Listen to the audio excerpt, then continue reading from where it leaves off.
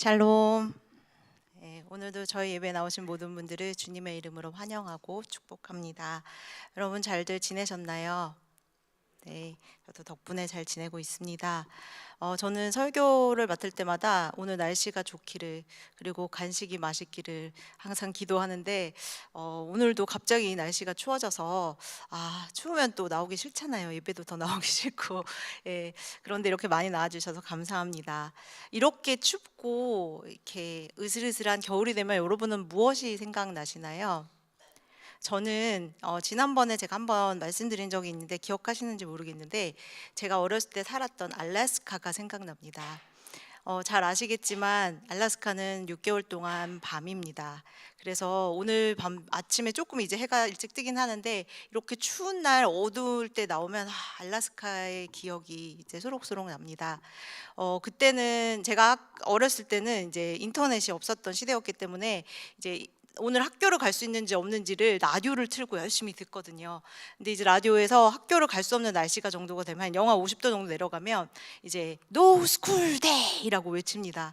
그러면 이제 이렇게 하면은 이제 초등학생이고요. 한 중학교 때 중학생 저는 이제 중학생이었는데 그때쯤 되면 이제 이럽니다. 왜냐면 밖에 나가서 놀 수가 없잖아요.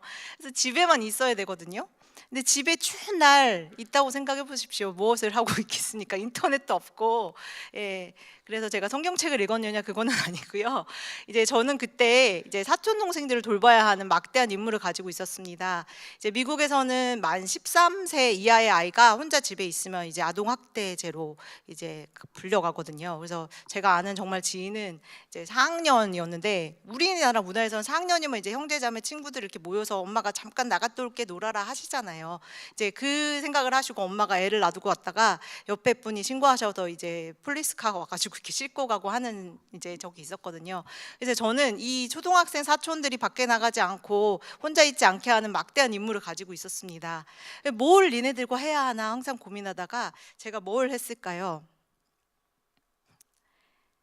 예전에는 인터넷도 없어서 그 예전에 그 비디오를 열심히 봤습니다. 근데 제가 그래서 알라딘을 100번 정도 봤거든요. 그 오리지널판 있잖아요. 그래서 이제 다들 아시는 OST, 이 The Whole New World 그것뿐만 아니라 뭐 그 시장에서 그 알라딘 물건 훔치고 할 때 나오는 그 모든 OST를 다 외웠습니다. 지금은 기억이 나지는 않는데요.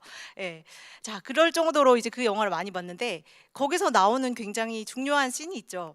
지니가 램프에서 나와서 소원을 들어주겠다고 하잖아요. 그럼 이제 어린 마음에 상상을 하는 거죠.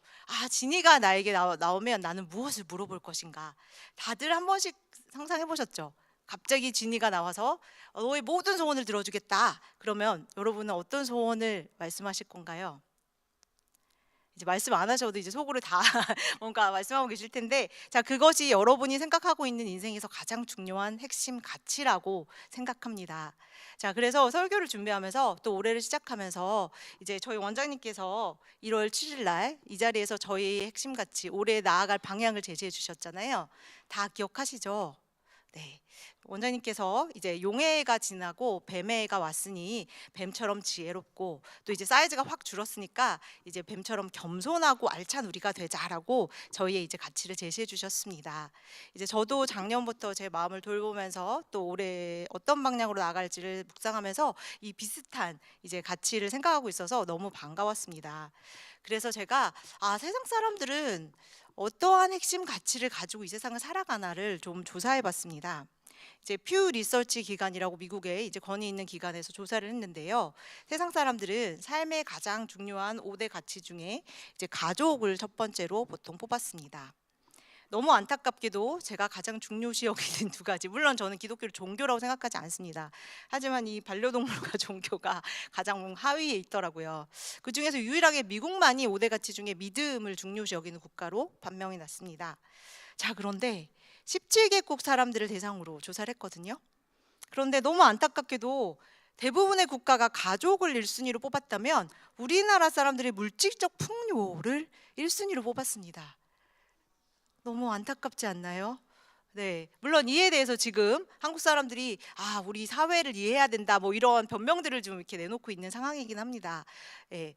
자, 그래서 정말 저희가 지금 정말 어느 때보다 이 혼돈된 세상에 살고 있잖아요.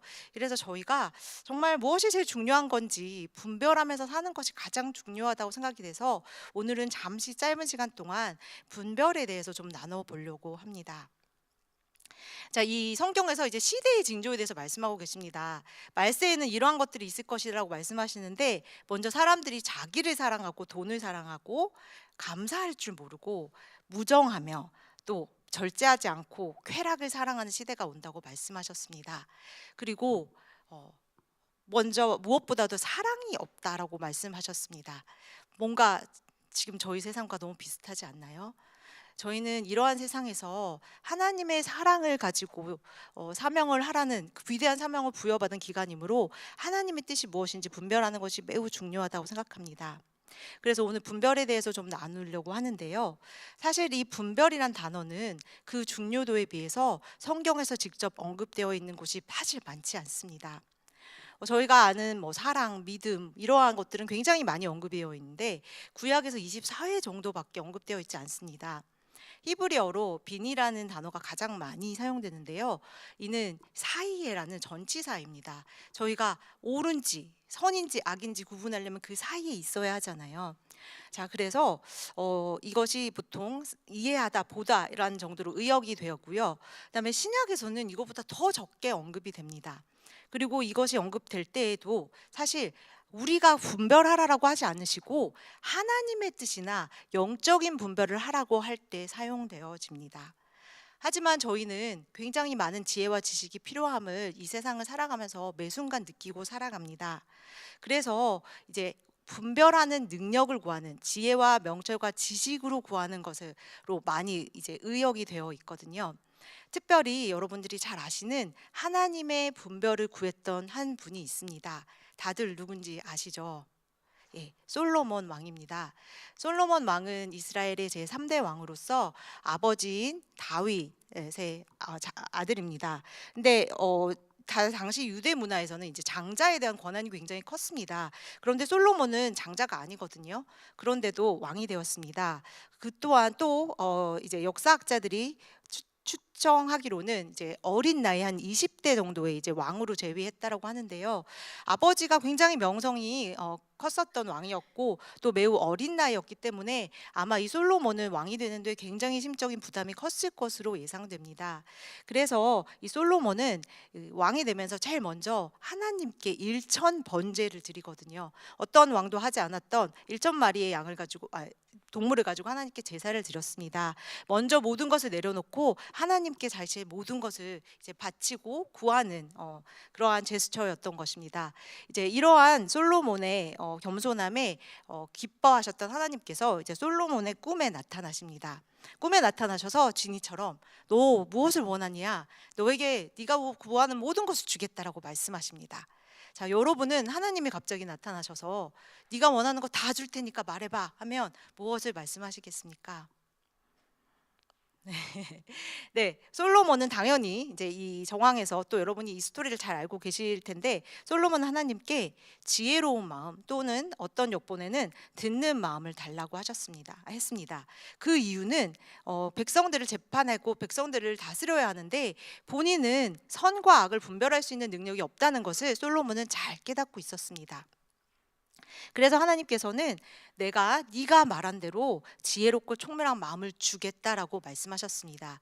그리고 이러한 답을 기특히 여기신 하나님께서는 솔로몬에게 네가 구하지 않은 부귀와 영화와 명예까지 다 주겠다라고 말씀하셨습니다. 그렇지만 이는 매우 조건적인 하나님이 조건적인 것인데요. 네 아버지 다윗이 한 것 같이 네가 나의 길을 걸을 때 그리고 내 법도와 명령을 지키면 이를 허락하겠다고 말씀하고 계십니다.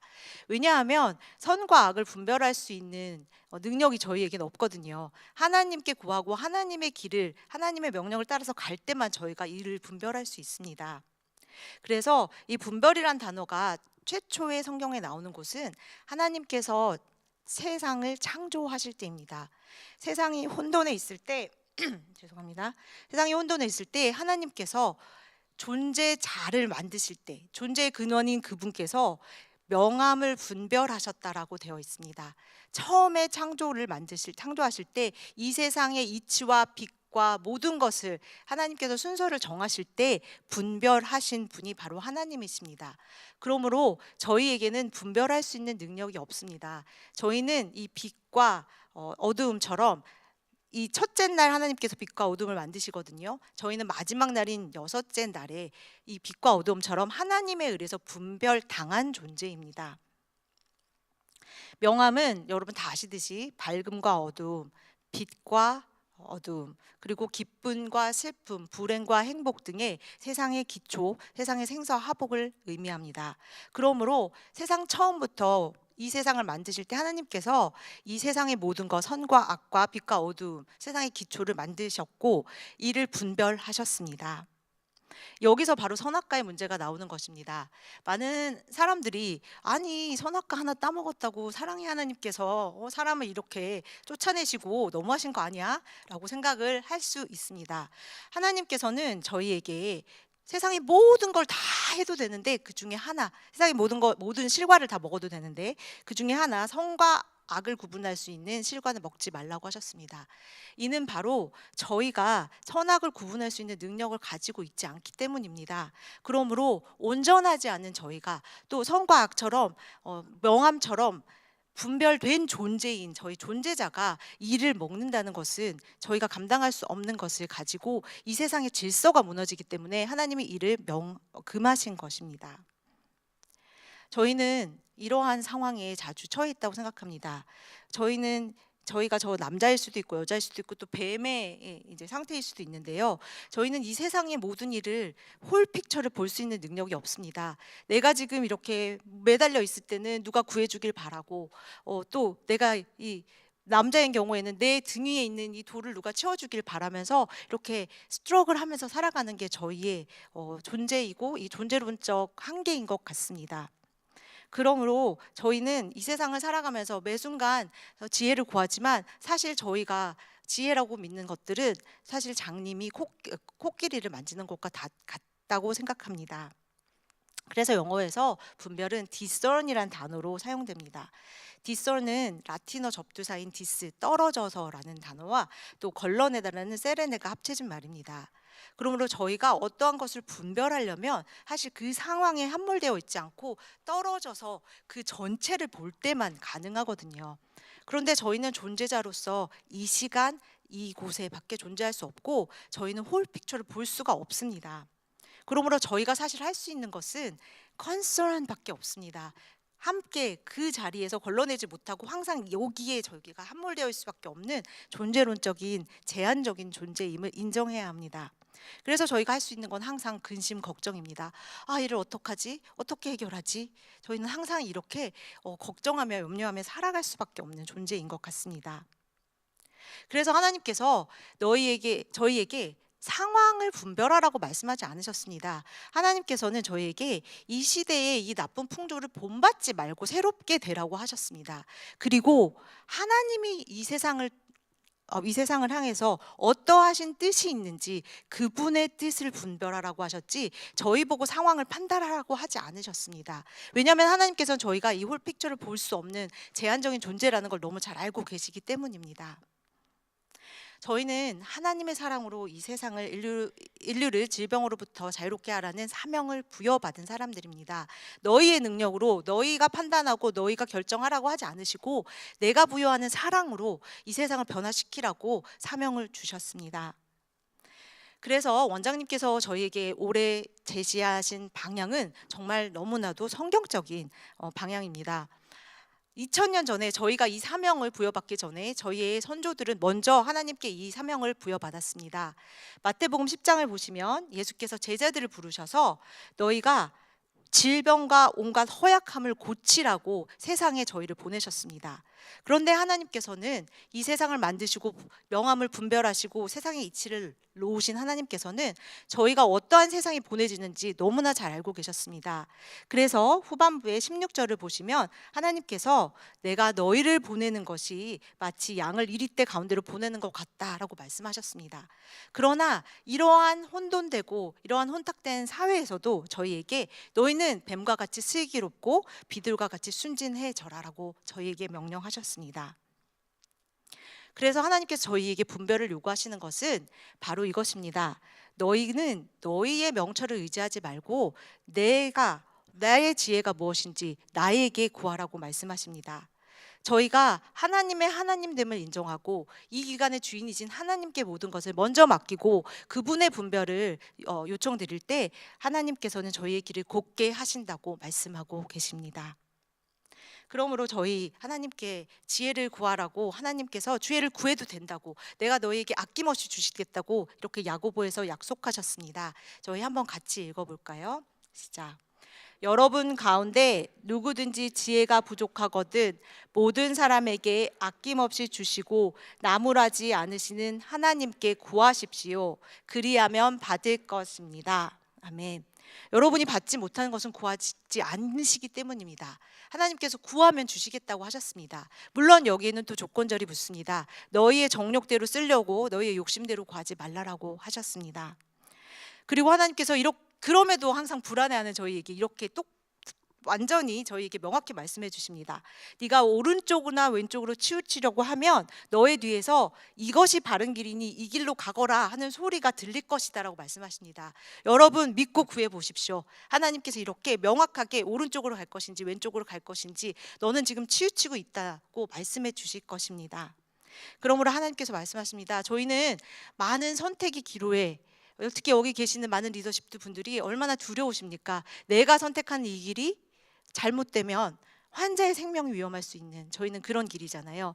그런데 하나님께서 아까 말씀드렸듯이 분별이란 단어는 정말 존재하지 않습니다. 그런데 반대로 단일 명령으로 가장 성경에서 많이 등장하는 것이 바로 이 두려워하지 말라는 말씀이십니다. 하나님께서 이렇게 말씀하십니다. 내가 너와 함께 있으니 두려워하지 마라. 내가 너의 하나님이고 너를 보호하고 너를 강하게 붙들어 주겠다고 말씀하셨습니다. 하나님께서 저희를 부르시고 하나님의 사랑으로 저희에게 명령하신 기관이므로 주인 되신 하나님께서 저희에게 함께 하시고 보호하시겠다고 약속하고 계십니다. 그러므로 여러분 마지막으로 이 성경 말씀 같이 읽으심으로 마음의 평안 얻으시고 하나님이 주시는 분별력을 마음에 품고 가시는 오늘 하루가 되시길 바랍니다. 자, 같이 읽겠습니다. 시작. 아무것도 염려하지 말고 모든 일을 오직 기도와 간구로 하고 여러분이 바라는 것을 감사하는 마음으로 하나님께 아뢰십시오. 그리하면 사람의 헤아림을 뛰어넘는 하나님의 평화가 여러분의 마음과 생각을 그리스도 예수 안에서 지켜줄 것입니다. 아멘. 자, 저희 오늘 잠시 1분 동안만 오늘 받으신 말씀 생각하시면서 묵상하시는 시간 가지도록 하겠습니다.